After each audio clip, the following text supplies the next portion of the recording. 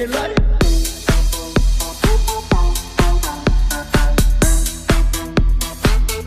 A ese nivel, no seas cojudo. El aire.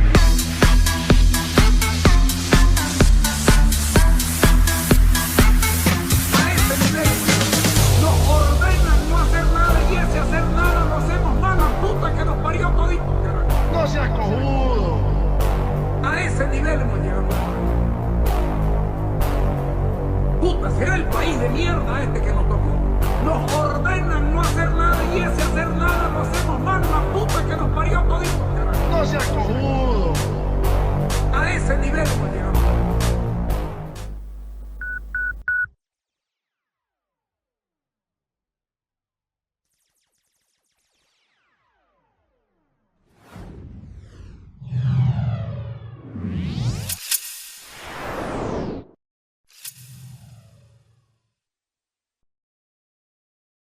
Buenas noches, lunes 24 de junio del año 2024.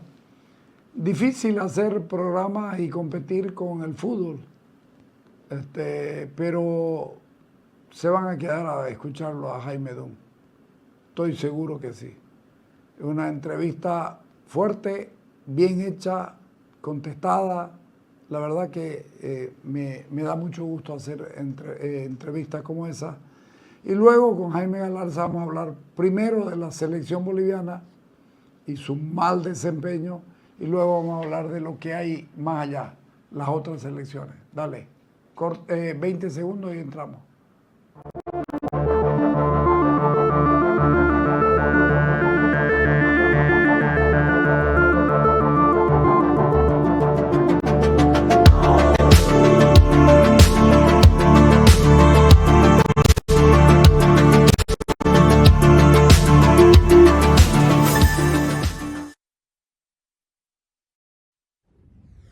Converso con Jaime Dunn, ya es de más que lo presentemos, ya lo conoce el país por suerte.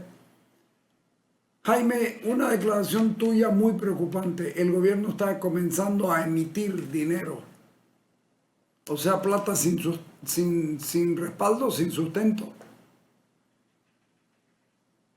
Correcto, y creo que es importante estar atento a eso por los efectos que eso puede tener. Y sabes, Carlos, es esperado que suceda eso, lamentablemente, porque cuando tú vas de un escenario de exceso de gasto, ¿no es cierto? Caen tus ingresos y sigues gastando mucho, generas todos estos déficits fiscales, se te caen tus ingresos fiscales, como decimos, tus reservas empiezan a desaparecer porque el Banco Central, para prestarte plata, tiene que vender el oro, tiene que vender los dólares, y el gobierno de pronto se encuentra con que ya no tengo reservas para que el Banco Central me consiga los bolivianos vendiendo las reservas. Por el otro lado, tengo que subir impuestos, no puedo subir impuestos. Entonces, ¿qué me queda? Imprimir. Imprimir.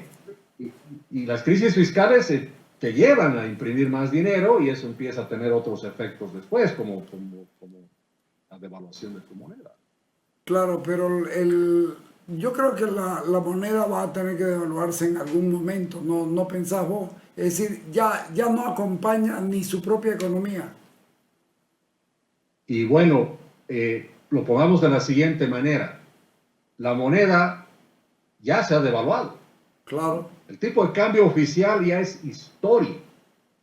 El tipo de cambio paralelo, y valga la aclaración, yo también estaba comentando junto a otros analistas que estuvieron viendo de que hay más de un tipo de cambio paralelo. 13. Yo he contabilizado 13. Yo he contabilizado 13 tipos de cambio paralelos, cada uno en su propio mercado, dentro de su propio ámbito, por las restricciones y el tema que es ilegal, ¿no es cierto?, usar esos tipos de cambio de manera, no se puede usar de manera formal. Pero lo que te quería decir es, no es que el dólar ha subido de precio, claro. Lo que pasa es que la moneda nacional ha perdido valor. Es así que tenemos que ver, que tenemos que ver la situación. Y justamente esta mañana estaba en una entrevista con un prominente también economista, analista, y él decía, no, pero el tipo de cambio paralelo, el mercado oscuro, el mercado gris, no sé qué decía. Y yo le decía, mira, tengamos cuidado con esas expresiones, le decía, ¿no? Porque para que haya un tipo de cambio fijo necesitas tener reservas internacionales que defiendan el tipo de cambio. Que respalden. ¿Cierto? O sea, tienes que tener la forma de defender ese tipo de cambio, ¿no es cierto? Cuando falte dólares, tienes que dar dólares. Cuando sobran dólares, tienes que retirar los dólares. Pero si no Contale tienes a la esa gente esto último. Cuando sobran dólares hay que retirar los dólares. ¿Por qué? para que justamente el tipo de cambio no se caiga debajo del 6.86. Tienes que hacer el inverso. Entonces el Banco Central es como una máquina que está regulando el tipo de cambio usando sus reservas. Entonces, si no tiene reservas, pierde toda posibilidad de defender el tipo de cambio. Ahora, lo que te quería decir, Carlos, que no solo que ha perdido obviamente la posibilidad de defender, sino que ha oscurecido la información. No te da información el Banco Central, ¿no? Entonces, si no te da información el Banco Central, estás yendo a oscuras. Y por eso yo me animo a decir de una manera contundente que el tipo de cambio oficial es el mercado negro, oscuro. Sí. Y el tipo de cambio paralelo es el más transparente que hay. Hemos llegado a ese punto. Pero a ver, entre todos los tipos de cambio que hay, y en eso no me voy a meter tanto porque vos lo entendés mucho más que yo y no lo voy a discutir, pero a mí se me antoja que los 9:35 de esta tarde en alguna esquina de Santa Cruz es el cambio real, porque es el de la calle. Ese es el que te puede comprar cualquiera. Así es, pero ese es el de la calle, pero no es el tipo de cambio que tienes en frontera, ¿no es cierto? Ahí tienes otro tipo de cambio que es más alto. Y he estado viendo ayer el tipo de cambio más alto, lo he estado viendo en los criptoactivos, porque muchos bolivianos están entrando a las criptos para poder proteger su patrimonio, porque tú puedes comprar lo que se llama un stable coin, que es 1 a 1 con el dólar, sin usar dólares. Vas de bolivianos directo a la cripto y ahí está en 9.60, 9.40, hace un par de días atrás. Y hay 250,000 cuentas de bolivianos que han abierto en el mundo cripto para eludir tener que usar los dólares, ¿no es cierto? Entonces, porque todos perciben que su plata está perdiendo valor, entonces no consigo dólares, consigo algún otro activo que me ayude a preservar patrimonio.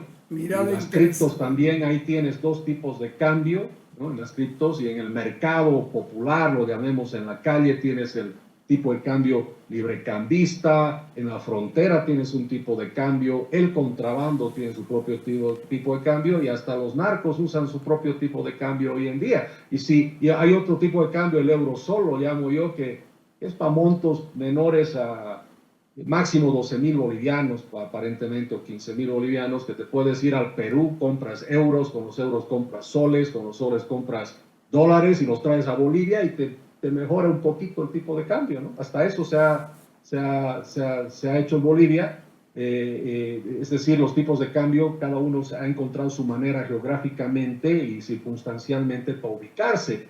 Tienes en diferentes 6 sectores, ¿no? El sector público, los bancos con las casas de cambio, los criptos, el mercado popular, la ASFI ha creado su propio tipo de cambio a poner la comisión del 10% y el Banco Central sigue ofertando comprarte dólares al 6.95 todavía, que es el tipo de cambio preferencial exportador que no sirve para nada, pero está ahí, ¿no? No, está ahí, sí.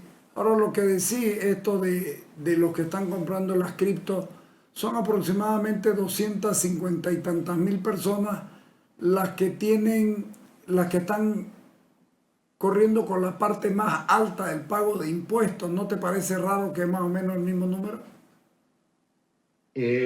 Puede ser, sí, porque, a ver, difícil decir qué es exactamente con ese tema, pero lo que queda claro es que, para ser exacto, 258,000 hasta hace 2 días, cuentas muy activas, buscando protección de patrimonio o transfiriendo dinero a otros países, ¿no?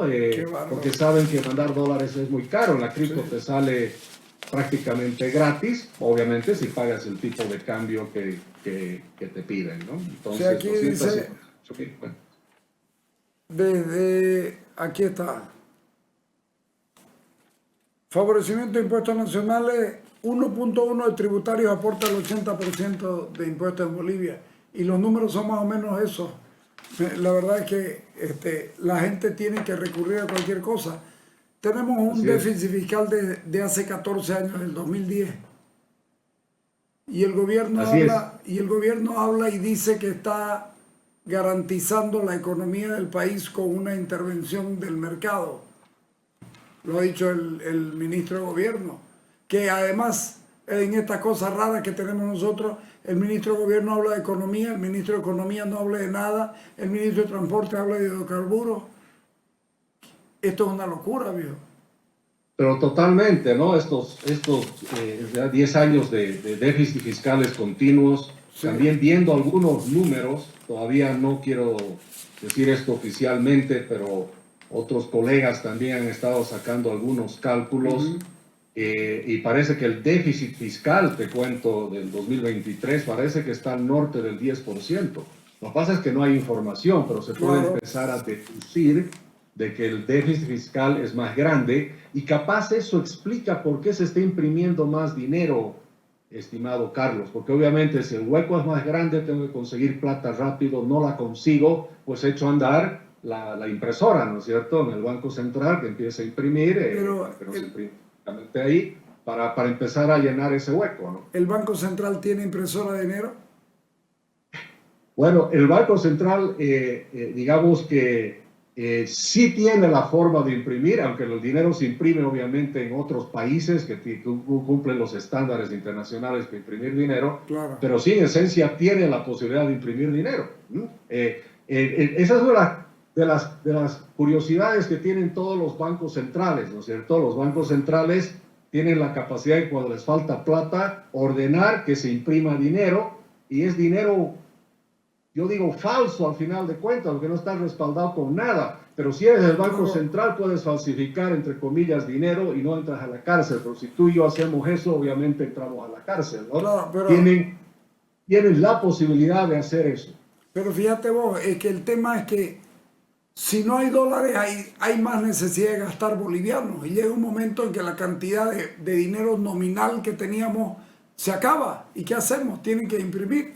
Es decir, tiene mucha lógica lo que vos decís, por eso me preocupa tanto. Claro, y bueno, en realidad lo que debería suceder es que cada boliviano que tienes, moneda, tiene que estar respaldado con la producción nacional, ¿cierto? Y por supuesto con las reservas. Entonces, si la economía crece 3%, que eso equivale a 10,000, digamos, millones de bolivianos, ¿cierto?, entonces debería imprimirse solo esa cantidad, una cosa así, es decir, el equivalente al crecimiento, al 3% del PIB. El tema es que cuando tú ves los agregados monetarios, que se llama, unos están creciendo casi al 16%, al 15.5%, o sea, estás hablando más de 5 veces la producción de bienes, y por el otro lado tienes el otro que está creciendo prácticamente 3 veces más, entonces está imprimiendo más.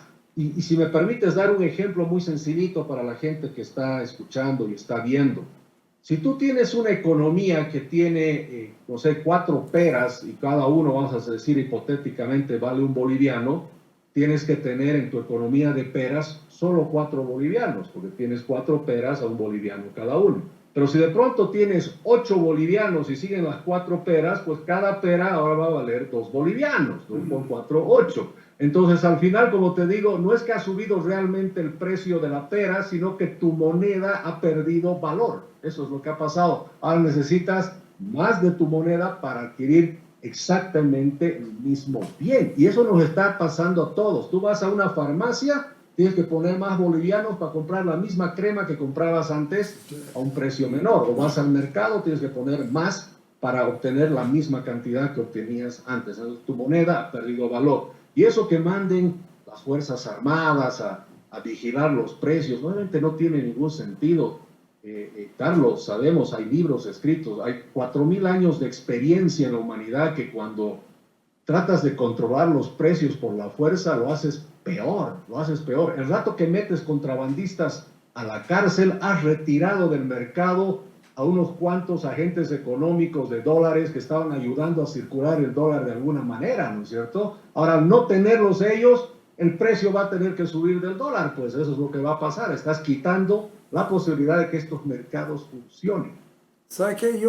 Claro, mi primera plata la perdí con la UDP, digamos, con un anticrético. Nosotros dimos $10.000, pero en bolivianos, pero era el equivalente a $10.000. Y cuando me la devolvieron al año y fracción, me devolvieron $123. Pero Y bueno, fue justamente, Carlos, estos fenómenos generan estas transferencias de riqueza, ¿no es cierto? Que se dan estos gobiernos, ¿no? Estos gobiernos que buscan la igualdad y buscan ayudar a los pobres. ¿Quiénes son los que más sufren? La gente pobre. La inflación es un impuesto, Carlos. Es un impuesto. Y fíjate lo que sucede. Por un lado, el gobierno te dice, te voy a regalar cosas y te voy a dar subsidios. Que es gran parte del problema de Bolivia en este momento. Mucho subsidio, mucho regalo, ¿no? Entonces la gente dice, gracias por esos regalos, ¿no?, que me estás dando. Sí, pero como yo ya no tengo plata para darte eso, empiezo a imprimir y devalúo la moneda y se genera el impuesto de inflación por la cual el gobierno recupera lo que te ha dado con la otra mano. Entonces imagínate, al final, por eso se dice no hay almuerzo gratis. Lo que te he regalado con la mano izquierda, te la voy a cobrar con inflación por la mano derecha. Eso es lo que está pasando. Y eso es lo que sucede en todos los países. Te escucho decir, es mucho subsidio. ¿Hay subsidios buenos? Mira, el subsidio, a mi parecer, es bueno en casos de emergencia y por periodos cortos. Ya, ¿cómo se? Por ejemplo, la pandemia. Ya ha sucedido en la mayor cantidad de países del mundo. Han dicho, hay pandemia, ok, entro con un subsidio temporal y que viene con muchísimas condiciones para que califiques para ese subsidio. No es un regalo así nomás, y tiene una temporalidad. Y se ha hecho en muchos países justamente para evitar que colapse la economía, pero el subsidio es como una muleta, Carlos, ¿no? Las muletas se pone cuando es una emergencia, te rompiste una pierna, te pongo una muleta, pero hasta viene con una fecha de temporalidad, máximo 30 días, porque si te quedas 30 años con la muleta, te vas a olvidar de caminar, o sea, te saco la muleta y te caes. Y ese es el problema en la economía boliviana. Ha estado con la muleta del subsidio durante muchas décadas. Por eso, quitar esa muleta, todo el mundo tiene miedo porque sabe que la economía se puede caer. Ahora, yo recuerdo en la época de la UDP y en el gobierno de Evo Morales comenzó a desaparecieron las monedas, por ejemplo. Y resulta que la moneda desaparece porque es más caro cuesta más hacer la moneda que el valor de la misma, ¿no es verdad? Correcto. Eso es lo que sucede y empieza por eso a desaparecer las monedas como tal y te vas al billete que es más barato. Y el billete, pero hasta el billete puede ser más caro después. Eso pasó en la época de la UDP, por eso se hizo el famoso cheque de herencia. Correcto, ¿no? Y es una forma, como te digo, el gobierno necesita plata, no consigo, emito un cheque de gerencia, y bueno, el gobierno siempre es el que termina ganando en eso, como te digo, porque no solo que consigue su plata cuando la necesita, sino que el impuesto de inflación nos los pasa a todos por igual, y la gente pobre, que es la que se supone que hay que defender, es la que más sufre. ¿Cómo se sale de esto? ¿Cómo se comienza a salir? Porque no es fácil la salida. Entrar a esto es fácil. La salida es muy difícil porque hay que hacer todo un plan de ordenamiento fiscal, que es lo más difícil. 14 años llevamos, del 10 al 24 son 14. Sí, evidentemente es difícil una vez que se desata digamos, una espiral inflacionaria, que valga la aclaración, no estamos en eso, ¿no? Pero una vez que se te desata es muy complejo. No recuerdo quién era que decía, la inflación cuando se vuelve espiral y se sale de control es como cuando se aprieta la pasta de dientes, sale fácil, pero volverla a su lugar es prácticamente muy difícil o casi imposible, ¿no es cierto? Sí. Y lo mismo pasa con la inflación, por eso hay que cuidar estos números, hay que tener disciplina fiscal. Cuando no tienes disciplina fiscal, evidentemente tienes que empezar a imprimir porque no te queda otra. Generas no solamente una crisis en balanza de pagos que te faltan los dólares, sino empiezas a devaluar tu moneda se empieza a devaluar tu moneda y las consecuencias son complicadas. Pero en el caso de Bolivia, entendiendo de que la crisis fiscal evidentemente han bajado los ingresos, pero el problema es que los gastos no han bajado nada, más bien se incrementan. Entonces Bolivia tiene un problema más de gastos que de ingresos, ¿no? Y eso tenemos que tener claro. Entonces la solución la tiene el mismo gobierno, tiene que reducir el gasto.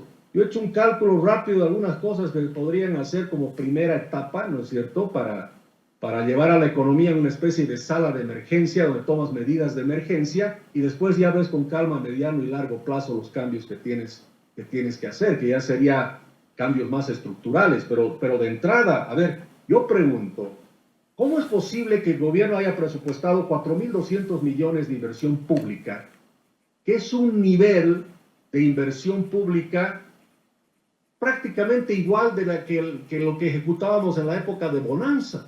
O sea, ¿cómo pretendes en una época de crisis, ¿no es cierto?, gastar lo mismo que en la época de bonanza? Entonces, obviamente tienes que reducir esa inversión pública, que la bajes en un 30%, elimina esos proyectos que no generan nada, que son totalmente políticos. Tienes como parte de eso inversión en las empresas públicas, nuevas empresas públicas por más de como 5.000 millones de bolivianos. Elimina todo eso. Con eso nomás ya tienes prácticamente como 2.000 millones de dólares, 1.500, 2.000 millones de dólares que te puedes ahorrar. Y eso hace que no le eleves la planilla, ¿no es cierto?, de sueldos y salarios, que ya llegaría a los 7.000 millones de dólares este año. Ahí te ahorras otros 700 millones, 600 millones de dólares. Y si por el otro lado, también en la subvención de combustibles, ya sabemos, Carlos, que el problema es el diésel, no tanto la gasolina, y del diésel el 15% es consumido por agroindustria, por minería. La minería grande ya se importa su combustible, deja que los industriales también importen su propio combustible. Es más, lo quieren hacer, ¿no? Sí. Lo quieren hacer, déjalos hacer. Y con eso te ahorras otros 400, 500 millones de dólares. Si no me equivoco, si sumo lo que acabamos de decir, ahí tienes unos 3.500, 4.000 millones de ahorro de entrada. De entrada. Este no es un país sin esperanza. Hay cosas que se pueden hacer prácticamente ya, ¿no? Pero el tema es que ¿quién lo hace? El gobierno no lo quiere hacer, ese es el problema. Los economistas hablan de 10.000 millones de dólares para salir bien de la crisis. Te pido un corte por el tema del Zoom, ¿ya? Perfecto. Ok, dale, corta y le volvés a mandar.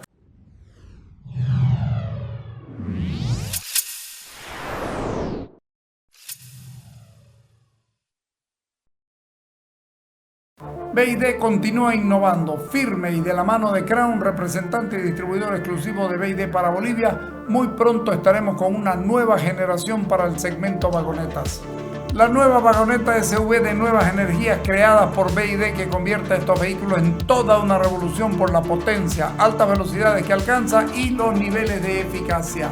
Todo esto lo sumamos a una conducción suave y silenciosa para el confort total de sus ocupantes. Muy pronto todos los vehículos serán como BID. La salud es prioridad para nuestro pueblo y nuestro compromiso con ella está claro. En estos primeros 2 meses en ejercicio, buscando descongestionar la maternidad Percy Bolland, se habilitó la sala de neonatología del Hospital de Montero. Dotamos de un nuevo tomógrafo con inteligencia artificial y nuevas camas para el hospital japonés. Además, otro tomógrafo para el Hospital de Niños. Mediante las mesas de diálogo interinstitucionales, se consiguieron nuevos ítems en salud y certeza para la transferencia de un predio municipal, donde en un futuro se construirá un moderno hospital oncológico. Estamos camino a una mejor atención médica, a una mejor calidad de vida. Sigamos avanzando en salud. Sigamos avanzando, Santa Cruz. Cuando cumplís con tu ciudad, tus impuestos se invierten en pavimento. Tus impuestos se invierten en educación. Tus impuestos se invierten en salud. Tus impuestos se invierten en viaductos. Porque tus impuestos son obras. Gestión Johnny Fernández Alcalde.